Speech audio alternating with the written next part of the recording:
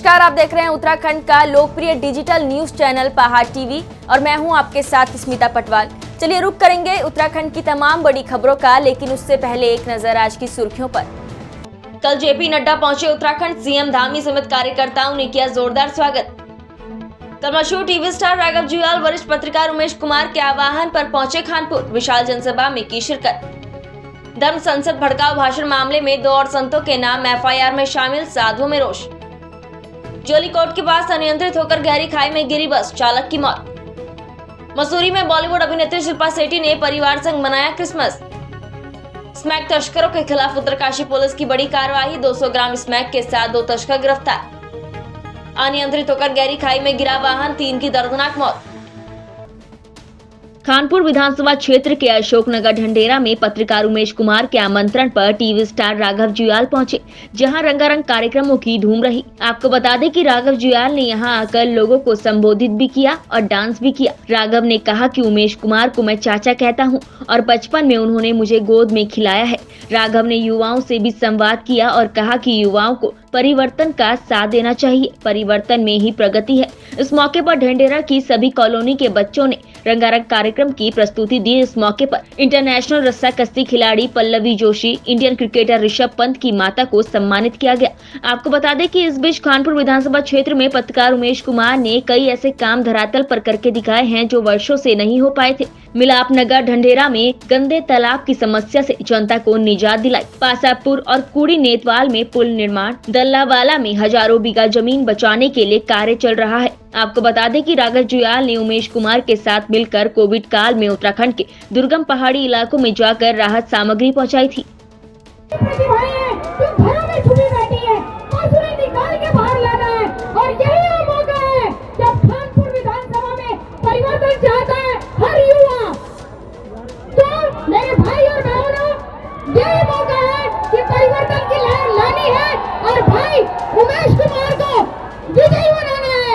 कल 24 दिसंबर को कर्णप्रयाग में आयोजित विजय संकल्प यात्रा का कर्णप्रयाग में भाजपा कार्यकर्ताओं ने जोरदार स्वागत किया। रैली का भाजपा युवा मोर्चा के कार्यकर्ताओं ने बाइक रैली निकालकर स्वागत किया। कार्यक्रम में कर्णप्रयाग विधायक सुरेंद्र सिंह नेगी के 5 साल के कार्यकाल की उपलब्धियों की पुस्तक का विमोचन किया गया।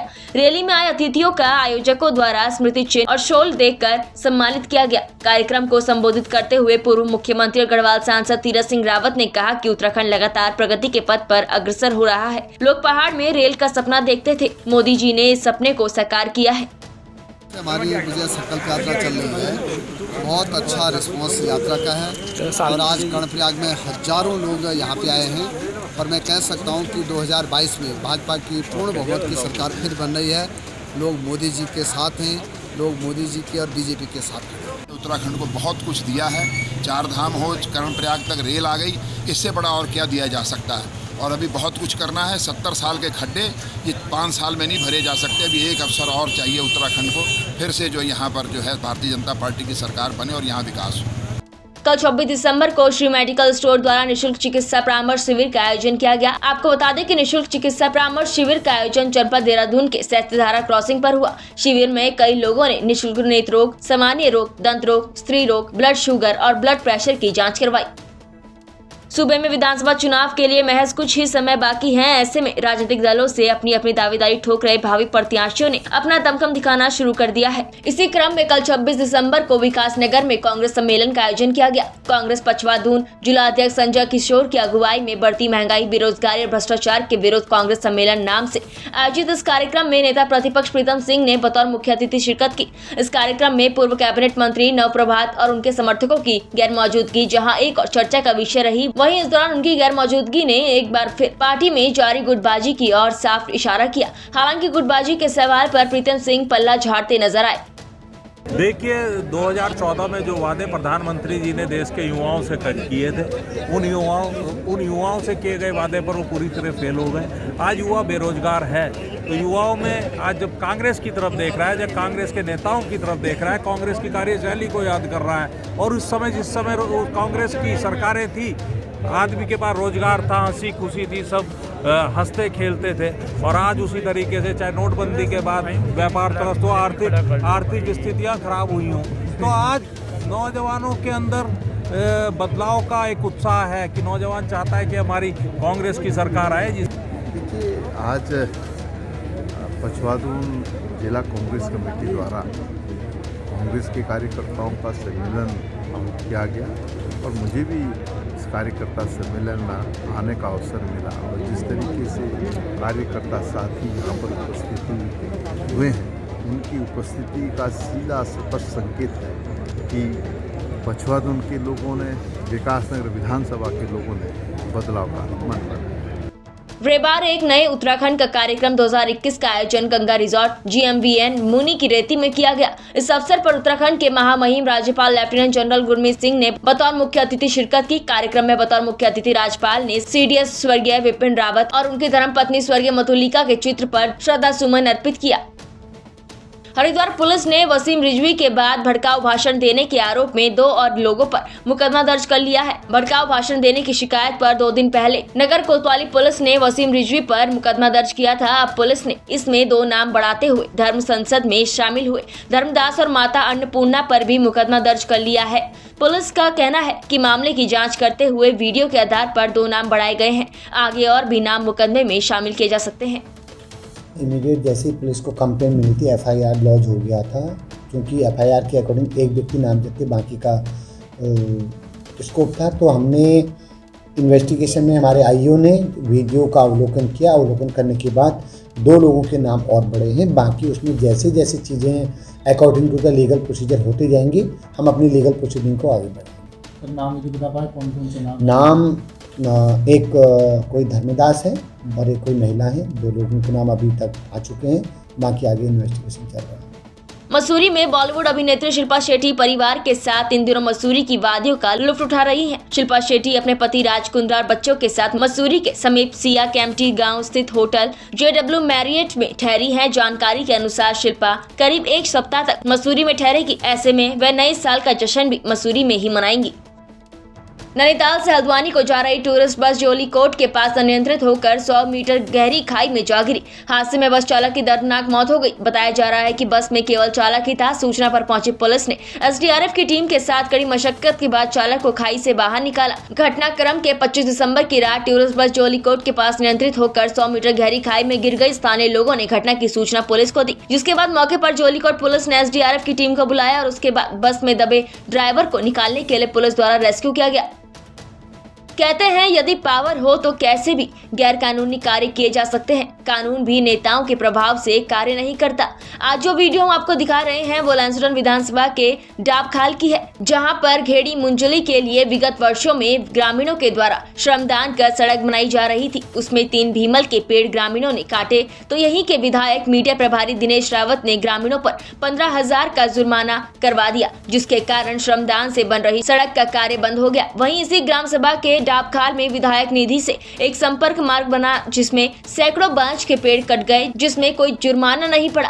कारण था कि इस कार्य को करवाने वाले खुद विधायक के मीडिया प्रभारी दिनेश रावत थे। तो क्या विधायक और ग्रामीणों के लिए नियम कानून अलग अलग है? विगत कुछ समय पहले पहाड़ टीवी द्वारा यहाँ की खबर को प्रमुखता से दिखाया गया था। तो वन विभाग की पोखरा रेंज अधिकारी ने बिना परमिशन बांज के पेड़ कटने की पुष्टि की थी और इसकी रिपोर्ट राजस्व विभाग को भेज दी थी, लेकिन विधायक की पावर के कारण आज तक सैकड़ों पेड़ों के कटने पर कोई भी कार्रवाई नहीं हुई। ये विधायक निधि इधर बोर्ड लगा है। ये विधायक निधि जो है 2019-20 का ये कार्य हुआ था विधायक निधि से संपर्क मार्ग के नाम पे, जिसमें जो है कि ये संपर्क मार्ग जिसमें आप धरातल पे रिपोर्ट कर रहे हैं, आपने देखा होगा चलने लायक तक भी नहीं है रास्ता। और इसमें क्या है कि लाखों रुपए की वन संपदा, ये हरे भरे पूरा बांध का होता है जंगल, इसमें कम से कम 150 पेड़ बांध के काटे गए और 150 पेड़ बांध के काटने के बावजूद ये रास्ता चलने लायक नहीं है। दूसरी बात इसमें क्या है कि ये तमाम ग्राम सभा घेड़ी के जो मजदूर हैं उनके नाम पे फर्जी मस्टल बनाए हुए हैं। ये तमाम वो लोग हैं जो ये गांव के लोग हैं ही नहीं। ये मेरे हाथ में है, मैंने सूचना अधिकार के तहत इसको मांगा था। तो इसमें ये लिखा गया है कि ये प्रमाणित किया जाता है कि उपरोक्त श्रमिक ग्राम पंचायत के अंदर गरीब रेखा के नीचे जीवन यापन करने वाले हैं, जबकि इनमें से एक भी मजदूर जो है किसी ने यहाँ काम नहीं किया है। इतनी बड़ी धांधली है, इतना बड़ा ये विधायक निधि कर सब जगह जहाँ विधायक निधि, मुझे पूरा विश्वास है कि जहाँ जहाँ विधायक निधि के इस तरह के संपर्क मार्ग बने हुए हैं वहाँ पक्की बात है कि वहाँ लोगों की जो है फर्जी हाजिरी लगी हुई, मस्टोल बने हुए हैं। और कैसे अधिकारी ने इस MB पर बनाकर पास भी कर दिया, ठीक है ना। और इस बात की मैंने पहले भी जो है मीडिया से रिपोर्ट की थी, CM हेल्पलाइन तक इसकी मैंने रिपोर्ट की, उच्च अधिकारी तक जांच करने के लिए, लेकिन इसमें जांच करने के लिए कोई तैयार नहीं। मैं ये चाहता हूँ कि सबसे पहले तो ये जो जंगल है बांज का, लाखों करोड़ों रुपए की वन संपदा के बावजूद ये चलने लायक नहीं है, पैदल संपर्क मार्ग चलने लायक नहीं है। एक तो इसकी जांच हो अति शीघ्र। दूसरी बात जो ये लोग हैं जिनके इनका सत्यापन होना जरूरी है कि इस गांव के मजदूर हैं कि नहीं है। मैं उप जिलाधिकारी महोदय या जो भी डीएम महोदय जो भी अधिकारी है उनसे भी ये निवेदन करूंगा कि इन लोगों के, इन मजदूरों के जो है सत्यापन करने की कृपा की, जिनके ये 1,58,000 रुपये जो है इनके नाम पे हाजिर लगी हुई है। एक भी गाँव का मजदूर नहीं, तो इनका सत्यापन होना जरूरी है, बहुत ज़रूरी है। ये जा रहा है यहाँ से ढाब, एक तोक होता है ढाब गांव, मतलब घेड़ी ग्राम सभा में ये ढाब तोक है एक, जबकि इस रास्ते की आवश्यकता नहीं थी, लेकिन इसको विधायक निधि के पैसे को किसी तरह ठिकाने लगाना था। आम रास्ता तो उधर से पहली तरफ से, इसमें तो कोई जाता भी नहीं है, ना जे जाना लायक है। वन विभाग की यहाँ पे जो है जांच की गई, वन विभाग द्वारा जांच की गई थी। उन्होंने भी देखा कि वहाँ यहाँ पे जो है कि वास्तव में जो है कि पेड़ बहुत सारे 150 कम से कम पेड़ काटे, उन्होंने भी माना इस बात को। उसके बाद मैंने अपनी रिपोर्ट जो है पौड़ी जो हमारे रेखा जुयाल रेंजर हैं उनको अपनी रिपोर्ट सौंपी थी। उसके बाद जो है अभी तक इसमें कोई कार्रवाई नहीं हुई। वो कहते हैं कि ये मामला जो है रेवन्यू का मामला है। तो यदि मैं मानता हूँ ठीक है रेवन्यू का मामला भी है, तो रेवन्यू का ये सामने पटवारी चौकी है, बिल्कुल यहाँ से दिखता है, पटवारी चौकी दिखती है। पटवारी महोदय यहाँ पे मौजूद थे और कितना पैसा ले दे के ये कार्य किया गया ये समझ में नहीं आता कि कहाँ सोए हुए हम लोग और कहाँ है हमारी जनता, क्या है ये हमारा, मतलब हमारे नाम पे हमारी हाजिरा लग रही, हमारे जंगल काटे जा रहे हैं और ये रास्ता चलने लायक तक भी नहीं है। ये बताओ, चलने लायक तक। गरुड़ व्यापार संघ द्वारा प्रत्येक रविवार साप्ताहिक बंदी का निर्णय लिया गया था। इसी के तहत गरुड़ बाजार बंद भी रहा, लेकिन व्यापारियों में व्यापार संघ के इस निर्णय का विरोध भी देखा गया। व्यापारी केडी पांडे ने कहा कि प्रत्येक रविवार की बंदी आखिर क्यों जरूरी है। अगर प्रत्येक रविवार को जोड़ा जाए तो साल भर में कम से कम 48 दिनों की बंदी होती है, तो क्या व्यापार संघ इन 48 दिनों का हर्जाना उन्हें देगा। जैसा कि व्यापार संघ गरुड़ द्वारा साप्ताहिक बंदी का एक निर्णय लिया गया था, जिसमें सभी व्यापारियों से अनुरोध किया गया था कि वो अपनी दुकानों को, अपने प्रतिष्ठानों को बंद रखें। तो इस वक्त हम गरुड़ बाजार क्षेत्र में हैं, जहां पर व्यापारी हमारे साथ मौजूद हैं। तो किस तरीके की स्थिति बाजार में इस वक्त है, इनसे बात करेंगे। तो सर, बंदी का कैसा असर देखने को मिल रहा है? सर, बंदी का असर जो है इस टाइम, जो सबसे पहले जो बंदी का असर है, इसमें अध्यक्ष साहब की बातों की इज्जत की गई है। यहाँ तक व्यापारियों ने जो 95%, 96% जो व्यापारियों ने सहमति जताई है वो उनके इज्जत के लिए करी है। कि हमारा अध्यक्ष ने हमें एक निर्णय दिया कि आप बंद करें। जैसे घर में पिताजी कहते हैं, क्या कहते हैं कि भैया आप बाहर मत जाएं, हम अपने पिताजी का पालन करते हैं, वैसे ही हमारे व्यापार का हमारा मुखिया जो है हमारा अध्यक्ष है, हमने उसकी बातों की इज्जत करी। अब रहा सवाल उसके बाद दूसरा पीड़ा का, तो हमें इस कदर दर्द दिया उन लोगों ने जिनका कोई हिसाब नहीं है। और साप्ताहिक बंद में उनसे पूछना चाहूँगा, आपके चैनल के माध्यम से आप पूछ सकते हैं उनसे कि आपने निर्णय क्यों लिया, मतलब बंद करने का, इसमें क्या दिक्कत है, इससे फ़ायदा क्या है, मतलब व्यापारी को कितना फ़ायदा हो रहा है इससे। क्योंकि हमारे बाज़ार में ऐसे भी व्यापारी हैं जिन लोगों का पर डे का खर्चा अपने मजदूरों को लगा लोगों के 2,000-3,000 रुपये का पर डे का है। ठीक है, आपने साप्ताहिक बंद करने के बाद महीने में 4 दिन अगर आपने दुकान बंद करवाई, निर्णय लिया आपने, तो इससे कम से कम व्यापारियों का 48 दिन साल में जाते हैं। मगर वो दुकानदार जिसकी किराया 8-10 हज़ार रुपये है, वो 20,000 रुपये साल का किराया एक्स्ट्रा कहाँ से लगाए? क्या व्यापार संघ उसको उसके लिए कुछ हेल्पलाइन करेगा जो बंद करवा रहा है? वरना बंद कराना तो कोई उचित नहीं है। दूसरा सवाल है, डॉक्टर की दुकान खुलवाई, अगर बाय द वे अगर मान लो पेशेंट को नाश्ते की ज़रूरत पड़ती है तो वो नाश्ता कहाँ से कराएगा डॉक्टर? कैसे पेन किलर या इंजेक्शन देगा उसको? ये सवालों का मुद्दा है। मुँह से उन लोगों ने बोल दिया बंद होगा। बंद होने के बाद सर मैं आपसे पूछना चाहूँगा उनसे कि अगर आपने बंद तो करवा दिया मगर इसके बारे में सोचा कुछ नहीं। एक सब्जी वाला छोटा सा दुकानदार जो शाम को अपने बच्चों के लिए 200 रुपये कमा के 100-200 रुपये कमा के अपने घर की पूर्ति करता है, आपने एक दिन उसका चूल्हा बंद करवा दिया। तो हमारे हिसाब से सर ये निर्णय बहुत गलत रहा। और इसमें व्यापार में, बाज़ार में हमने देखा अभी थोड़ी देर पहले गुटबंधन बन गया। अध्यक्ष व्यापार मंडल द्वारा दुकानदार के साथ उलझना बहुत गलत है। उस दुकानदार से व्यापार चल रहा है, आपकी सफाई होती है, सब कुछ होता है, वो कर दुकानदार दे रहा है, ना कि ऊपर से कहीं से आपको इसकी हेल्पलाइन मिलती है। तो इसलिए मैं कोशिश करूंगा कि अध्यक्ष साहब से कि अपने बाज़ार को पूर्णतः अपने एक परिवार की तरह उसको रखें और किसी से गलत शब्द ना यूज करें।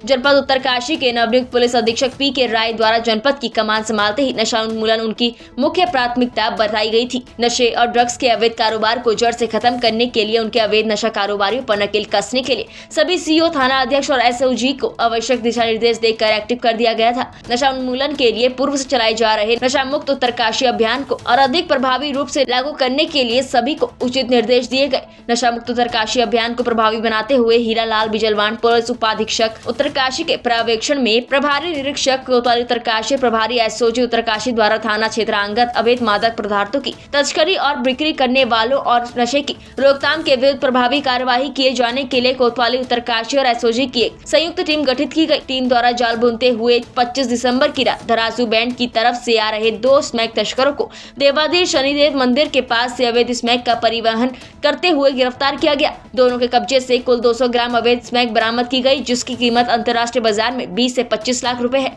गिरफ्तारी और बरामदगी के आधार पर उक्त दोनों अभियुक्तों के विरुद्ध कोतवाली उत्तरकाशी पर एनडीपीएस एक्ट के तहत अभियुक्त पंजीकृत किया गया। ये एक मुख्य लक्ष्य रखा गया है कि उत्तराखंड को नशे के चंगुल से छुटकारा दिलाना है। और जैसा कि पहले दिन ही आप लोगों ने बताया था कि उत्तरकाशी में नशे काफ़ी बड़ा कारोबार है। इसी क्रम में हमारे एसओजी की टीम और कोतवाली की टीम, कोतवाली उत्तरकाशी की टीम के द्वारा एक बहुत बड़े गैंग का पर्दाफाश किया गया, जिसमें कि 200 ग्राम स्मैक बरामद हुई है। 2 लड़के गिरफ्तार हुए हैं, जिसमें से एक का नाम अमन है और दूसरे का नाम नियाज है।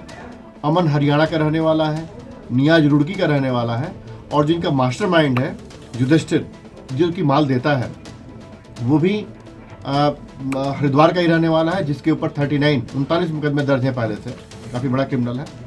तो इस पे हम जो है कार्रवाई कर रहे हैं, इन्वेस्टिगेशन की जाएगी और जो भी इसमें इन्वॉल्व है न केवल उन्हें कड़ी से कड़ी सजा दिलवाया जाएगा पैरवी करके, बल्कि जो भी संपत्ति अर्जित की गई है इस नशे के कारोबार से, उसकी संपत्ति को भी जब्त कराने की जो विधिक कार्रवाई है उसकी भी कार्रवाई की जाएगी।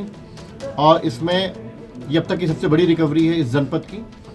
और इसमें मेरी ओर से 2500 रुपये का इनाम पूरी टीम को और डीआईजी महोदय की ओर से 5000 रुपये का इनाम दिया गया है। 20 से 25 लाख रुपए, कहीं 30 लाख रुपए भी है इसकी कीमत है, क्योंकि ये लोग जो 200 ग्राम है उसमें एक ग्राम लेते हैं, उसको भी कुछ मिलावट करते हैं, उसके बाद बेचते हैं, फिर छोटी छोटी पुड़िया बना के बेचते हैं। तो कोई 2000, कोई छोटी छोटी पुड़िया जो होगी, मैंने 1 ग्राम को भी तोड़ देंगे, वो 3-3, 4-4 हज़ार रुपये में 1 ग्राम को भी 4 पुड़िया 5 पुड़िया बना के बेचते हैं। उत्तरकाशी के गंगोरी डोडीताल मोटर मार्ग पर भंकोली के समीप ओगौड़ा से आ रहा एक मैक्स वाहन अनियंत्रित होकर 200 मीटर गहरी खाई में जा गिरा। घटना की सूचना मिलते ही पुलिस और एसडीआरएफ मौके पर पहुंची और ग्रामीणों के साथ मिलकर रेस्क्यू अभियान चलाया गया। घटना के मुताबिक वाहन में 3 लोग सवार थे, जिनकी मौके पर ही मौत हो चुकी है। पुलिस ने शवों को कब्जे में लेकर पोस्टमार्टम के लिए भेज दिया है। विकासखंड नौगांव तहसील बटकोट जिला उत्तरकाशी में रोड न होने के कारण ग्रामीणों को कई कठिनाइयों का सामना करना पड़ रहा है, जिसकी शायद कोई कल्पना न कर सके। कल इस गांव में एक व्यक्ति की तबीयत खराब होने के कारण ग्रामीणों ने बड़ी मुश्किल से उसे डंडे में कंबल से लपेटकर रोड तक लाया गया। इस गांव में रोड 2 किलोमीटर का भूमि प्रति कर 2015 में पीडब्ल्यूडी के द्वारा बांटा जा चुका है, लेकिन अभी तक सरकार और विभाग के द्वारा रोड कटिंग के लिए वित्तीय स्वीकृति नहीं मिली है, जिससे ये पता चलता है कि सरकार और संबंधित विभाग ग्रामीणों की पीड़ाओं से खिलवाड़ कर रहे हैं। 25 दिसंबर की रात ग्रामीणों ने एक बैठक आहूत की, जिसमें यह निर्णय हुआ कि जब तक रोड नहीं तब तक वोट नहीं, जिसकी संपूर्ण जिम्मेदारी शासन और प्रशासन की होगी। मैं रोहित जुडियाल, ग्राम अरुण बनाल, पोस्ट उजेली, ब्लॉक नौगांव, जिला उत्तरकाशी। दोस्तों, इस देश में विकास हुआ है, परंतु मेरे गांव का विकास अभी तक नहीं हुआ है। मेरे गांव में अभी तक रोड नहीं है। हमारे यहाँ कोई बुजुर्ग अगर बीमार पड़ जाता है तो उसे डंडी कंडी और लकड़ी से बांधकर रोड तक लाया जाता है। अगर कोई इमरजेंसी बीमार हो गया या डिलीवरी या फिर चोटिल, तो उसे भी घोड़े खच्चर अथवा पीठ में लाकर रोड तक लाना पड़ता है। मेरी शासन प्रशासन से हाथ जोड़कर विनती है और जिला शासन से भी विनती है कि मेरे यहाँ रोड देने की महान कृपा कीजिए। धन्यवाद। उत्तराखंड की तमाम बड़ी खबरों में फिलहाल इतना ही। बाकी खबरों के लिए देखते रहिए पहाड़ टीवी। है बेखौफ उम्मीद का रंग।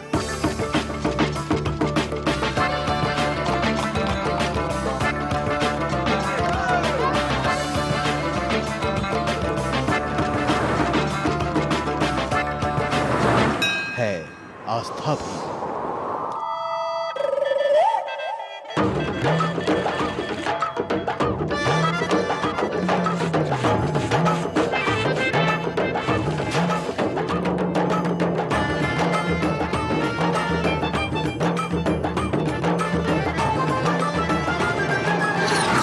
ये है मेरा उत्तराखंड।